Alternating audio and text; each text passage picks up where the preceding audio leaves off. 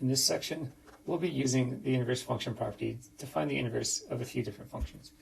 This method is not going to work for every function, but it's going to work for a large variety of them.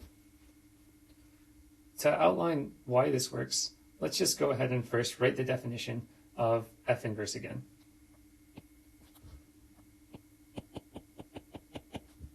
F inverse is going to be defined if f is 1 to 1 with the following assignment, that f inverse of y is equal to x. Now, if we can solve y is equal to f of x for x in terms of y, then we're going to have our inverse function. So let's go ahead and write down the steps that we're going to use to find inverses.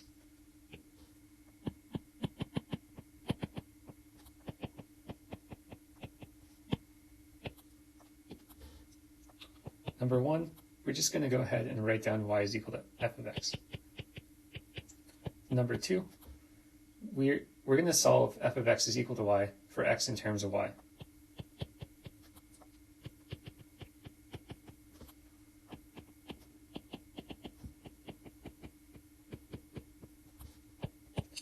Number three, switch the x and the y's from number two.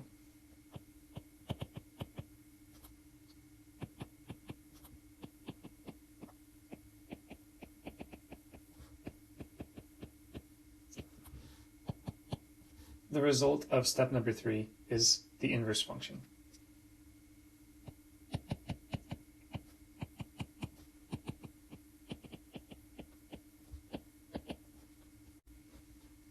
Let's try this process out.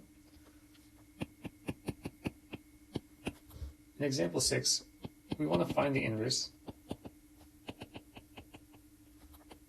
of f of x is equal to x minus 2 divided by x plus 2. We'll do this step by step. Step 1, we have that y is equal to x minus 2 divided by x plus 2. In step 2, we want to go ahead and solve this equation so that x is isolated on one hand side. So multiply this entire thing by x plus 2, and we're going to get y times x plus 2 is equal to x minus 2. Multiply out our y, and we're going to get yx plus y2 is equal to x minus 2. Now, subtract x from both sides, we're going to get a yx minus x, and then also subtract a y2 from both sides, and we're going to get that this is going to be 2y negative minus 2.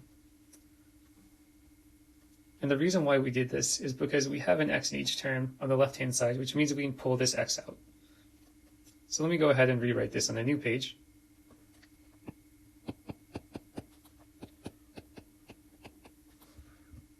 So continuing on, we have our x times our y minus 1 is going to be equal to a negative 2y minus 2, which means that our final solution here is going to be x is equal to a negative 2y minus 2 divided by y minus 1 here.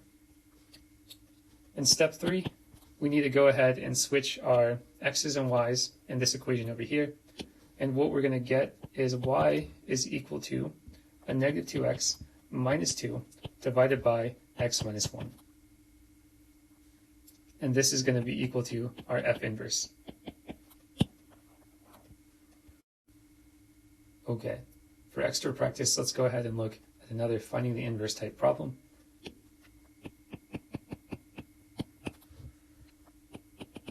Go ahead and find f inverse of y is equal to 1 divided by x squared, where we're given that x is strictly greater than 0.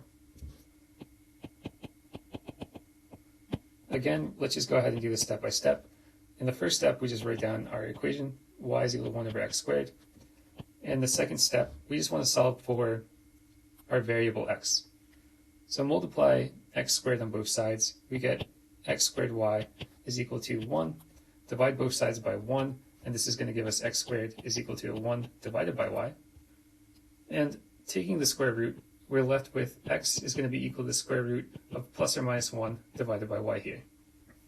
Now, let's again notice real fast that we only want x values that are greater than 0. And so the only part of this square root that we want is the positive piece, which means we can go ahead and drop the negative sign. And what we end up with is that we really want x is going to be equal to the square root of 1 divided by y.